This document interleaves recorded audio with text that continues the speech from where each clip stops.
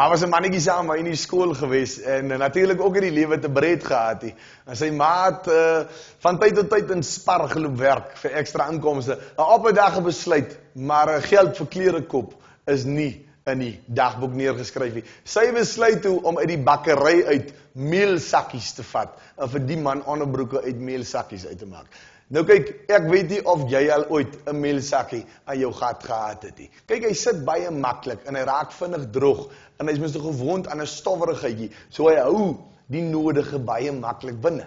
Maar nietemin, sy maak die onderbroeke en sy stuur dit van kosies toe, maar sy besluit ook toe dat sy nie die agterkant van die meelsakkie gaan gebruik nie, maar die voorkant, want haar kind moet dan logos ook op sy onderbroeke hê. Daai man laat weet na 4 dae terug plaas toe met 'n brief, hoe dankbaar hy is vir die onderbroeke wat sy ma vir hom gemaak het. En hy sê in die brief, ma sal nie glo nie, maar Sunny hou spesifiek van die onderbroek wat voorop sê self-raising. Sy het dit na 'n paar minute gesê, hier gebeur niks.